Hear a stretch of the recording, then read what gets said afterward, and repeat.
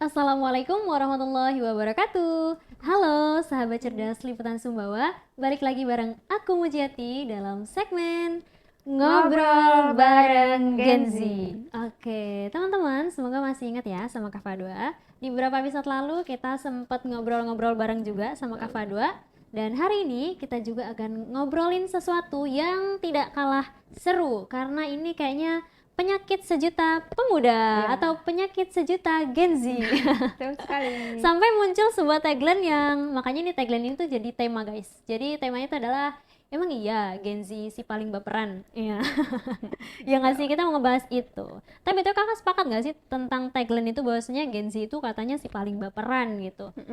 Sampai banyak ditolak di dunia kerja, sampai kayak apa namanya? Gampang resign. Iya, gampang resign gitu ya.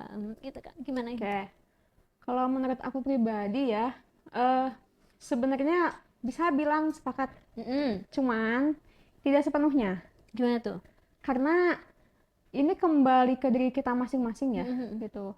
Jadi walaupun memang kalau melihat sedikit faktor, misal ada gitu ya, Gen Z yang baperan, itu memang ya mungkin kamu aja juga tahu ya, saat ini kan dunia ini yang online tuh kayak bisa jadi lebih full dibandingkan yang di live gitu, yang offline gitu kan. Bener banget, bener banget. Jadi sebenarnya faktor itu yang memang banyak mempengaruhi ke perasaan ini. Ya misalnya jadi stigma si Gen Z ini muncul gitu baperan ya. gitu. Karena ini bisa jadi pengaruh soalnya kedua arah sih sebenarnya. Kedua jenis gitu ya. Ada yang baperannya itu dengan adanya sosial media ini itu jadi makin tidak baik kondisinya. Kayak terlalu banyak ngeliatin pencapaian orang lain gitu ya. Iya, Akhirnya menimbulkan penyakit batin. Betul. Tapi bisa juga kalau orangnya atau si Gen Z ini tuh mampu mengelola sosial media ini menjadi dirinya itu menjadi ke arah yang lebih baik, Positif ya, gitu maka ya. baperan ini ya jadi positif gitu. Oke, jadi tergantung gimana kita ngeletakin baper itu ya guys ya. Betul. Karena baper itu kan emosi ya, Betul bagian banget. dari emosi dan kita tuh butuh gitu. Karena kalau hati kita nggak sensitif, kadang kita ngeliat ada bencana alam, ada kejadian apa ya udah kita cuek aja gitu ya, kayak udah acuh tak acuh lah ibaratnya gitu. Karena nggak punya perasaan, nggak punya perasaan lagi, ibaratnya nggak punya rasa gitu ya, rasa iba. Dan baper itu sebenarnya bagian-bagian dari rasa iba, dari rasa perasaan sedih, kecewa itu bagian dari baper ya nggak sih Kak? Dan emang kita butuh nggak sih itu ada dalam diri kita? Jadi memang fitrah. Jadi kalau misalkan kita misal merasa kok aku baperan banget ya, atau misal kita nunjuk deh atau menilai orang dia baperan banget, itu manusia gitu. Jadi sebenarnya kita juga tidak bisa yang kayak gimana sih caranya supaya tidak berperasaan.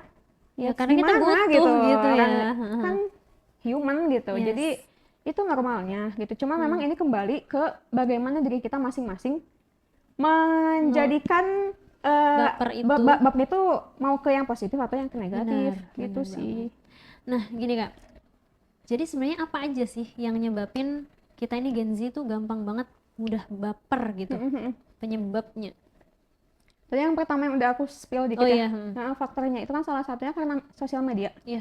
Karena di sana itu benar-benar jadi tempatnya kita itu kan tahu dunia tanpa ada batasannya gitu. Jadi kayak tahu kehidupan orang yang bagus-bagus khususnya. Nah jadi itu salah satu faktor juga jadinya kita tuh mudah membandingkan diri kita. Jadi orang yang misal keren di sana, bagus di sana gitu ya, cakep dan sebagainya. Kita di sini yang kayak merasa nggak punya apa-apa.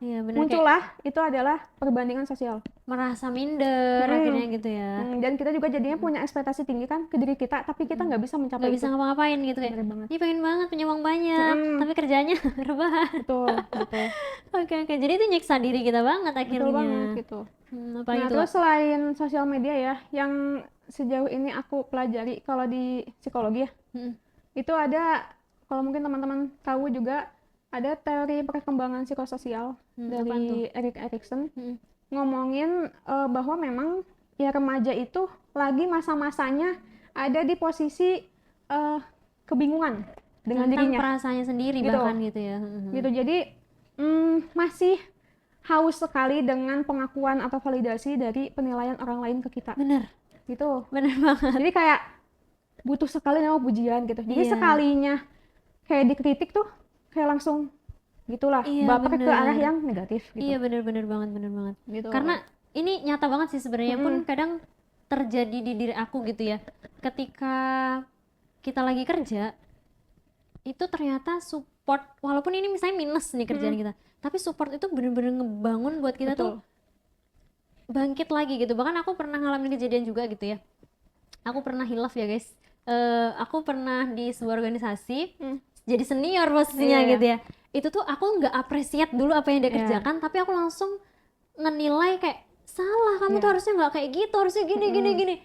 Gila, nangis langsung anaknya gitu, langsung kayak gitu. Dia langsung nangis kayak di situ aku langsung dinasihatin sama teman aku kan gitu, Muji, ketika kamu mau mengkritik seseorang, mau nasihatin seseorang tentang pekerjaannya gitu ya, apresiasi dulu apa yang udah dia upayakan gitu. Setelah kamu apresiasi, sampaikan mana kurangnya, tapi dengan bahasa yang lebih baik gitu. Di situ aku benar-benar kayak ngerasa bersalah ya kan, sampai akhirnya aku yang minta maaf. Pokoknya ini kayak drill itu pelajaran hidup banget sih buat aku ya. Ternyata pola kita untuk gimana menghargai perasaan orang lain dan pekerjaan orang lain itu adalah dengan ya apresiasi aja dulu gitu. Gimana nanti yang kurang itu bisa kita sampaikan. Betul. Ya memanusiakan manusia gitu lah ya. Iya benar. Karena remaja ini kan kalau di lagi-lagi di teori psikologi ya, masih masuk dalam kategori remaja. Kan kebanyakan remaja kan, walaupun mungkin kalau yang kayak umuran, aku kurang tahu ya, umuran kayak 96 kalau nggak salah tuh kayak masih Gen Z gitu loh. Iya, masih transisi. Masuk 9, itu 7, kan udah 98. dewasa pertengahan kan dia gitu. Tapi masih ternyata kan kebanyakan remaja gitu yang tadi masih kebingungan dengan identitasnya, identitas diri sendiri gitu. Tuh. Nah terus selain itu tuh, kalau yang sedikit aku pahami juga tuh dari ini nyambung, mungkin kayaknya ini kayak ilmu kedokteran ya, perbedaan otak, dimana ketika masih remaja itu kan dia otak yang punya tanggung jawab untuk meregulasi emosi, ada namanya prefrontal cortex dan amigdalanya itu kan masih berjalan sekali dan belum matang. Belum matang bekerjanya gitu. Jadi tadi sih kadang mirip ya sama yang teori yang psikologi yang Erik Erikson gitu. Jadi memang apa-apa tuh masih pakai emosi gitu lah. Iya, bener gitu. Banget. Lebih mana-mana emosi. Gitu. Jadi ke pengelolaan bagaimana mengambil keputusan, melihat sesuatu yang objektif dan rasional itu tuh belum matang di situnya gitu. Jadi masih yang kayak lebih gebu-gebu untuk lebih meluapkan emosinya dulu. Respon emosinya yang masih aktif di sana gitu. Gitu sih kalau yang terkait dilihat dari umur, misalnya remajanya gitu, kategori remajanya. Terus selain itu tuh yang setahu aku juga bisa juga itu salah satu faktor dari pola asuh. Ada namanya tuh helikopter parenting. Jadi bukan hanya helikopternya Sarin ya, tapi ada helikopter parenting. Dia itu yang mungkin gitu ya, mendapatkan pola asuh dari orang tuanya itu yang protektif. Jadi memang dari rumahnya itu terbiasa ditekan. Gitu. Jadi ya itu juga jadi salah satu tadi ya faktor. Gitu. Terus bisa juga mungkin kamu jadi tahu ya kayak yang apa tuh? Yang stigma bahwa di lingkungan ini cowok itu kalau nangis lemah. Oh iya, benar-benar tahu. Sampai ada lagunya kan, tahu nggak lagu Ale Eldul yang apa tuh? Ayahku selalu berkata padaku. Oh iya. Laki-laki tak boleh nangis. Gitu. Iya benar-benar. Iya aku nyanyi lagu itu tapi aku cewek lagi. Jadi stigma itu tuh sebenarnya walaupun mungkin nggak tahu munculnya dari mana, tapi lama-lama ini menjadi keenakan di cewek. Tervalidasi boleh berekspresi. Iya, sangat jadinya boleh kita berekspresi. Jadi kayak makin enak terlihat lemah. Iya, benar. Tapi untuk laki-laki kayak harus kuat banget nih gitu, sampai nggak boleh nangis kan, ibarat kayak nggak boleh kayak jadi manusia gitu. Kalau kasarnya, bukan kasarnya, gamblangnya kalau dari sisi psikologi gitu, yang memanusiakan manusia gitu. Kan aneh, masa nggak boleh nangis sih gitu. Makanya mungkin bapak aku kalau suka mikirin galau duduk depan pintu ambil ngopi gitu ya. Apa itu salah satu bentuk refleksi para bapak-bapak untuk meluapkan emosinya gitu ya, karena nggak mungkin nangis depan anak-anaknya mungkin kan. Iya, bisa jadi kayak gitu ya Kak ya. Terus sama mungkin ini ya, kayak nyambung sih sama yang tadi ya, kayak lebih ke gender ya, perbedaan gender. Itu juga kalau yang sedikit aku pahami juga secara ilmiah kan perempuan sama laki-laki itu kan beda ya. Lagi-lagi struktur otak sih. Iya, struktur otaknya memang beda. Jadi kalau pun itu hormon juga, kalau perempuan itu kan sangat lebih bermain konektivitasnya itu gitu. di emosi gitu. Iya. Sedangkan kalau laki-laki itu malah punya nama hormon testosteron, yang dimana itu mengurangi respon emosi. Jadi memang kayak emang dari sononya kalau perempuan itu apa-apa tuh mudah baper perasaan gitu.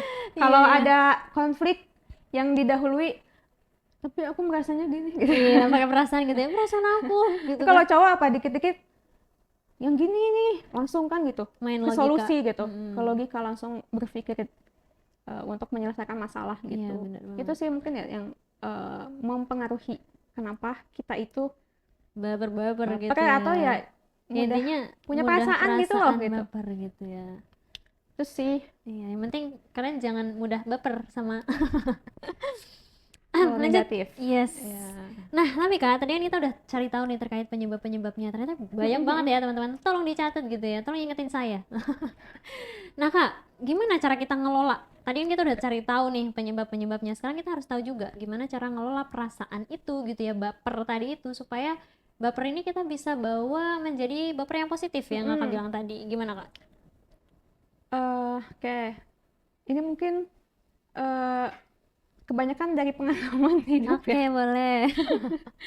Caranya manage perasaan gitu ya.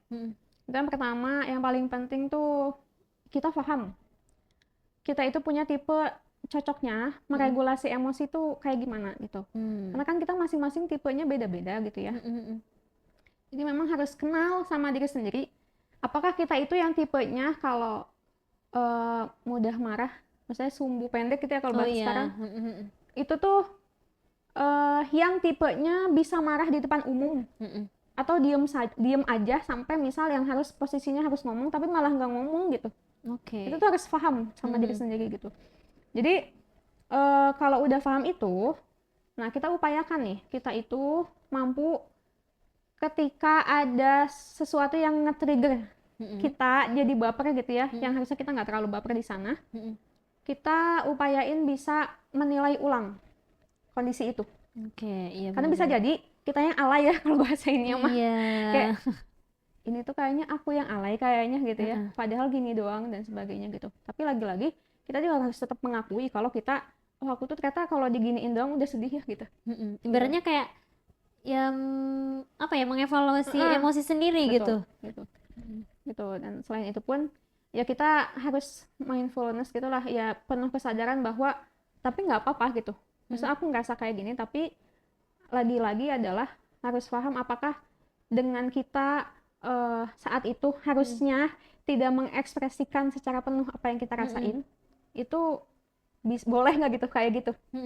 Apalagi kalau dalam kondisi kita sedang berkomunikasi dengan banyak orang gitu. Jadi kan ya kan belum saatnya tuh gitu. Iya, benar. Mending diem dulu aja dulu deh gitu, biar nggak banyak salah berucap gitu sih. Iya, karena kadang dengan kita ngasih space buat emosi kita, itu kita bisa jadi mikir gitu loh Kak. Karena kan aku termasuk orang yang sumbu pendek gitu ya. Ibaratnya kayaknya nggak ada sumbunya. Kayak kompor gas tau nggak sih, langsung cek, wah langsung nyala gitu ibaratnya. Dulu tuh aku gitu banget gitu ya. Dulu tuh aku ibaratnya di toel dikit itu langsung meledak gitu kan. Nah, dengan banyak belajar gitu ya, mungkin banyak diskusi juga sama kakak dan teman-teman yang lain, ternyata dengan kita ngasih space jarak gitu guys antara emosi kita gitu, itu kita bisa lebih mikir kayak aku lebih baik ngelakuin A atau B ya gitu. Karena kadang kalau kita nggak ngasih space buat emosi kita, itu kita langsung tek gitu. Akhirnya kita mikirin perasaan orang lainnya tuh belakangan gitu. Tapi ketika kita berhasil ngasih space, itu kita bisa mikir aku memilih A atau milih B. Terus kalau aku milih A, apa responnya mereka, dan mereka bakal sakit hati nggak ya dengan apa yang akan terjadi dengan ucapan aku itu. Dan itu aku ngerasain banget sih. Terus selain itu aku juga Ini yang aku tahu ya, ini tuh masuk ke salah satu terapi, nama terapinya itu kognitif behavioral. Jadi kita bisa upayain bisa mengidentifikasi sesuatu kondisi yang menurut kita tuh negatif. Itu kita bisa lakuin sendiri? Iya. Jadi caranya? Ya tadi lagi dan lagi kita dalam kondisi tertentu tuh harus sadar. Sadar dulu gitu ya? Gitu. Berarti kalau aku lagi emosi, kakak harus di samping aku, pang gitu ya? Tabok dulu gitu. Sabar, tahan. Gitu. Jadi harus paham apakah yang menurut kita negatif itu emang beneran negatif ini atau kayak, hanya pandangan kita aja gitu ya. Bisa jadi orang melihatnya kayak ini mah santai aja kali gitu. Ada mirip sih sama yang poin sebelumnya gitu. Nah jadi kalau udah paham oh ternyata ini tuh emang negatif gitu, itu kita challenge diri kita. Gimana tuh? Untuk bahwa oh walaupun kayak gini aku harus tetap tidak sama berperilaku negatif. Sebagaimana ketika kita dihadapkan dengan orang lain yang berperilaku negatif sama kita gitu. Kayak misal, contoh, kita ngechat orang, terus orangnya nggak ngebales, cuma di-read doang, atau bahkan cuma iya gitu, atau oke gitu. Padahal kita panjang kali lebar dan harusnya itu misal dibahas lebih dalam. Jadi harusnya diskusi itu ada misal respon balik gitu ya. Nah, jadi kalau kita udah paham, oh ini tuh negatif tuh kondisinya tuh. Nah, challenge-nya adalah next-nya, oh mungkin aku harus cari cara lain. Gimana caranya? Yang poin yang harus aku sampaikan itu bisa selesai segera. Jadi emang kayak fokus sekali di apa? Solusi. Iya bener ya. Bener kayak ya contohnya aja deh gitu ibaratnya. Ada orang yang pakai sendal kita misalnya ini kan kasus yang paling sering terjadi di asrama gitu ya. Sendal itu udah kayak milik pribadi. Dipakai orang, gosop ya nggak sih, dipakai orang, terus kita pas lagi butuhnya gitu kan, pas orangnya datang tanpa rasa bersalah gitu ya, sendalnya ditaruh langsung naik gitu kan, dia nggak tahu gitu kan, kita punya pilihan untuk kamu tuh ya nggak tahu diri, nggak bilang kamu tuh ya gitu, atau kita milih kayak maaf itu sendal aku, nanti next time kalau mau minjem bilang ya kan, kita punya pilihan gitu ya. Itu kecil tapi berat. Iya benar banget, kayak ya itu pilihan. Jadi intinya adalah ketika udah mampu challenge diri, poinnya kalau bahasa psikologinya tuh reframing. Apa tuh? Bukan psikologi sih ya, istilahnya lah ya. Atau dalam Islam apa, husnuzon. Oh iya. Jadi mau seburuk apapun gitu ya kondisi, coba congkel, apakah ini ada hikmahnya gitu ya, gitu kayak capek banget harus nyongkel gitu apa nih gitu, mungkin memang kayak gitu supaya akunya kayak gini gitu. Iya bener lagi mungkin itu sabar. Kayaknya Allah lagi nyuruh aku sabar gitu gak sih gitu. Jadi sampaikan narasi-narasi ke dalam diri kita itu yang positif. Oh mungkin ini tuh kayak gini karena kayak gini. Berarti kita nggak apa-apa gitu sambil bercermin kayak Munci nggak apa-apa tenang, nanti emang kamu kayak gitu harus kok bisa gitu ya, harus banyakin ngobrol sama diri sendiri juga ya. Bener. Aku biasanya paling suka ngobrol sama diri sendiri itu kalau lagi naik motor. Balik sendiri itu asik gak sih? Kayak asik banget itu. Iya kayak, lu jadi apa sih sebenarnya? bener kok. Kayak lagi ngobrol podcast sendirian. Iya bener. Dan hari ini nyata aku podcast depan kalian. Biasanya aku naik motor suka podcast sendiri, emang aku jujur juga sih kok. Kayaknya semua orang gak sih? Terus ditutup dengan tabarokallah. Aduh, sorry ya guys. Iya, soalnya lewat di FYP aku. Soalnya kalau naik motor tuh suka endingnya kita habis cerita sendiri terus tiba-tiba tabarokallah gitu. Kayak tiba-tiba gitu nyanyi lagi. Tiba-tiba ngaji gitu kan. Jadi kayak random banget isi kepala gitu ya. Ya gitu deh guys. Gitu.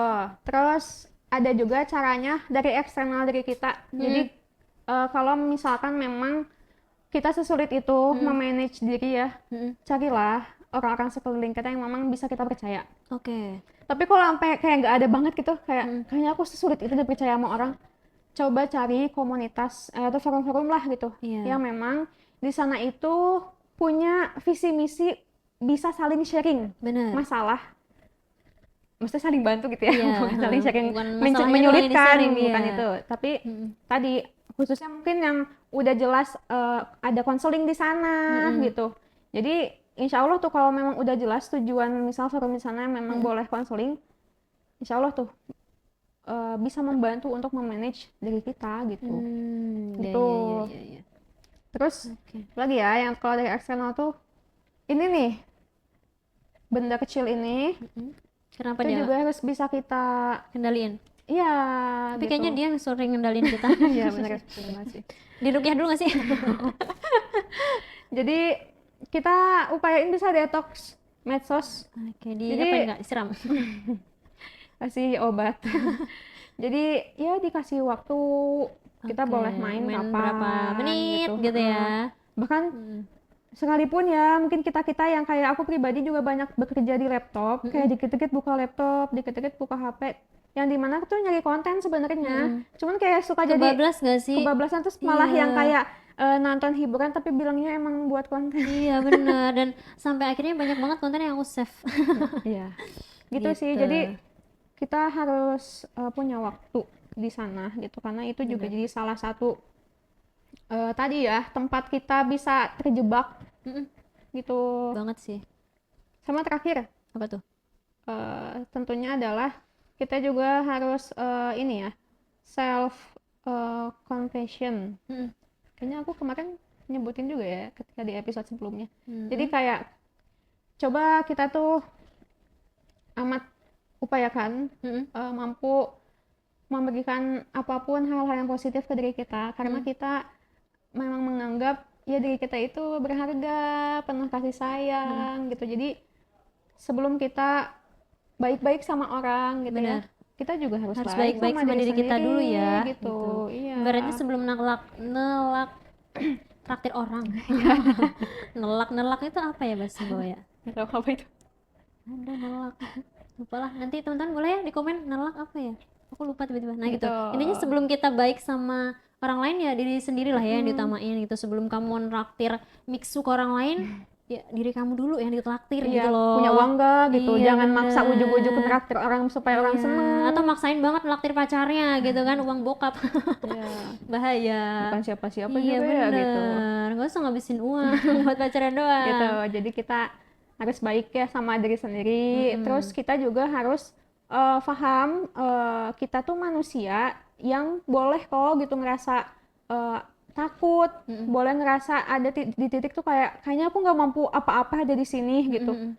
Itu tuh boleh gitu. Bahkan kalau kita ya sebagai umat muslim ya, Kang Uji, itu kan disampaikan ya di dalam Al-Quran tuh, di-mention di Al-Baqarah ayat 155. Kalau di sana tuh memang disampaikan manusia tuh memang akan merasakan ketakutan, kelaparan. Karena itu Allah yang uji gitu. Allah akan menguji hambanya dengan sedikit rasa takut, kelaparan gitu. Jadi kalau ada di sisi merasa takut, merasa tertekan dan negatif-negatif lainnya gitu ya, gimana tuh caranya perasaan-perasaan itu tuh bisa kita validasi sendiri, tapi tidak berkepanjangan. Tapi itu tuh jadi kayak alarm aja bahwa ketika memang kita merasakan tadi ya yang membuat kita down, itu tuh oh ini tuh ada loh something yang harus kita bereskan.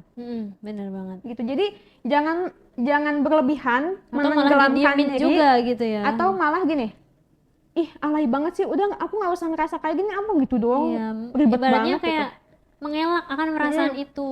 Karena kalau kayak gitu, aku pribadi merasakan kalau kita melupakan apa-apa yang kita rasakan, terutama dalam ketakutan, kesedihan, itu sebenarnya aku kayak jadi pengecut, maksudnya lari dari masalah. Karena sebenarnya ketika kita ngerasain something yang kayak nggak enak itu tuh, tadi lagi dan lagi alarm bahwa ada sesuatu yang harus kita perbaiki. Itu banget sih.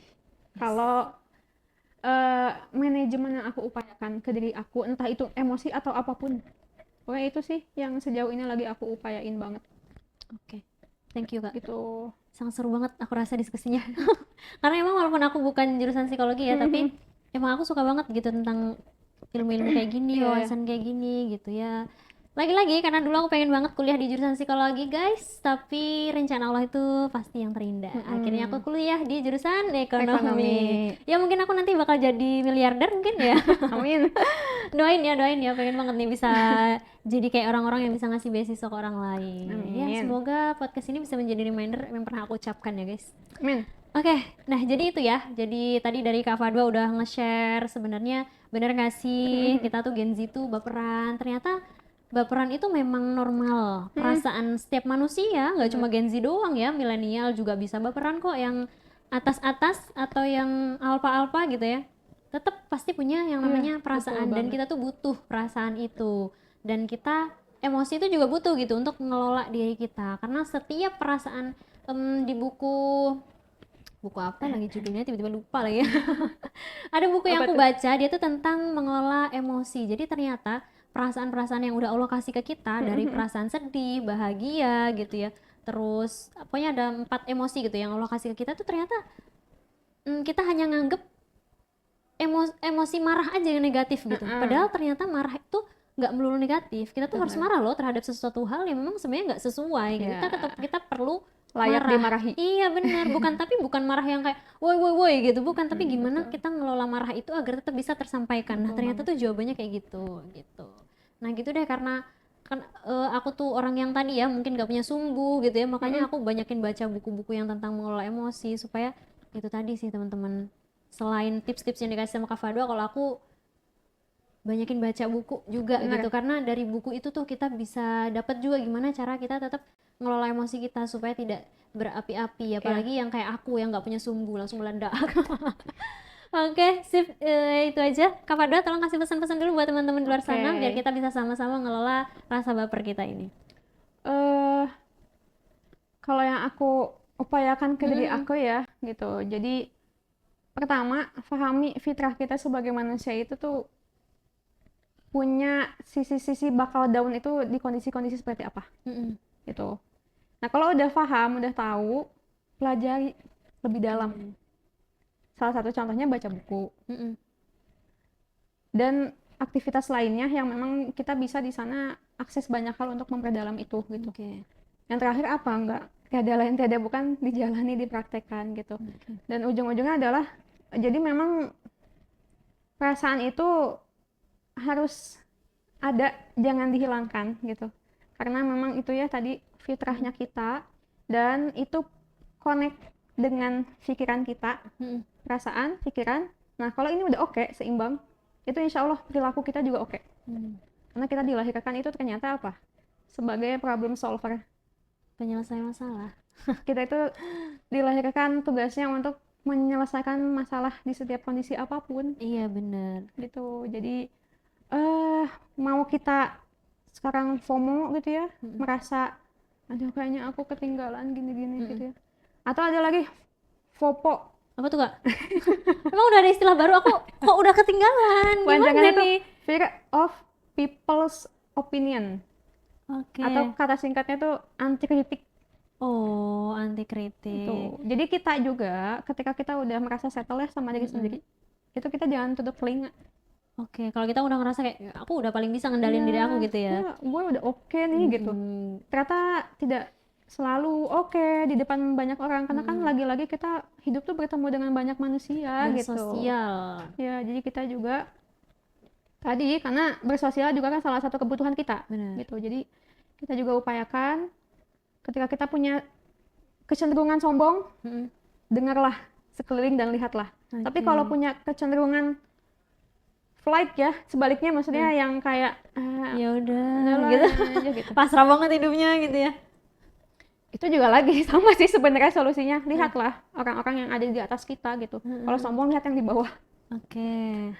Gitu sih. Jadi pahami tadi bahwa kita tuh si problem solver, dan pahami juga ini kalau aku coping mechanism dari kita. Jadi coping mechanism itu salah satu teori dari psikologi ya. Poinnya ada 2. Kita membicarakan bagaimana mengelola emosi kita dan bagaimana kita mengelola masalah yang ada dalam hidup kita. Jadi lagi-lagi tadi yang aku bilang, perasaan, pikiran itu tuh poin besar harus untuk menjadikan perilaku kita itu akan terwujud seperti apa. Intinya gitu. Hati dan pikiran itu harus sejalan. Benar banget. Jadi hati-hati kalau hati kita dan pikiran kita itu lagi nggak seburuk itu. Iya, ataupun lagi nggak sejalan. Benar. Ibaratnya kayak gini, hati kita tuh bilang jangan tidur lagi habis subuh gitu.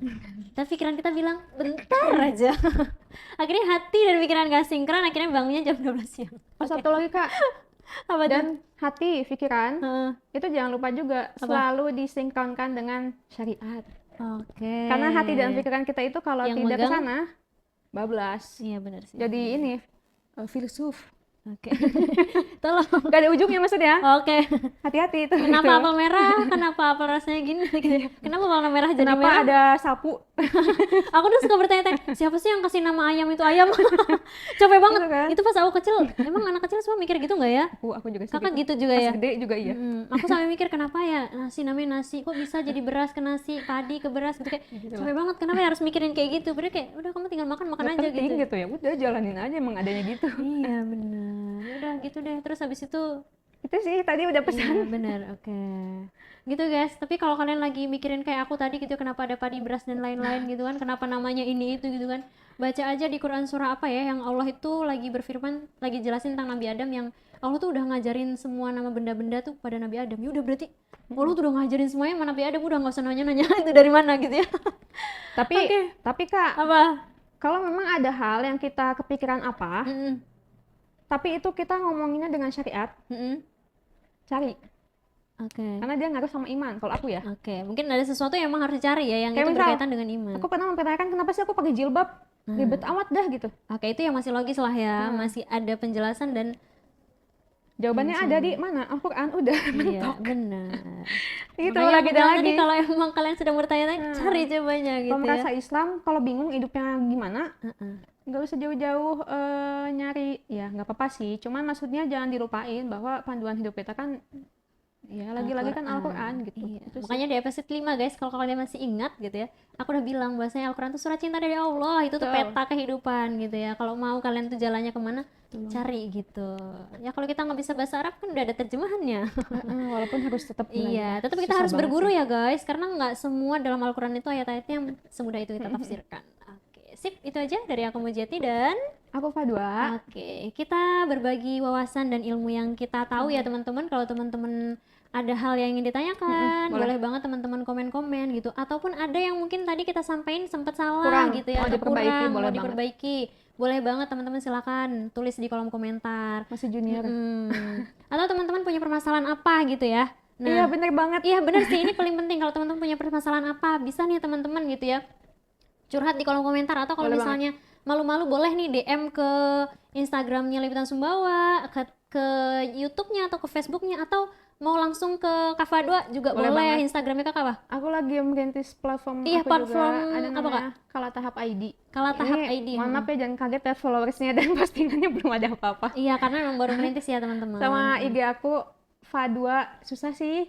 Fadwa Roturahimah. Nah gitu deh pokoknya ya. Nah kalau kalian susah nyari IG-nya Kak Fadwa, IG aku namanya ini Muji, I-nya ada 3 ya. Udah kalian cari itu aja, nanti kalian aku kasih tahu, udah aku share IG-nya Kak Fadwa gitu ya. Oke, sip, itu aja pertemuan kita kali hari ini. Tuh kan aku sampai ngeblank guys gitu. Kali ini gitu ya. Makasih pokoknya buat teman-teman semua yang selalu setia nontonin podcast di seluruh sosial media Liputan Sumbawa.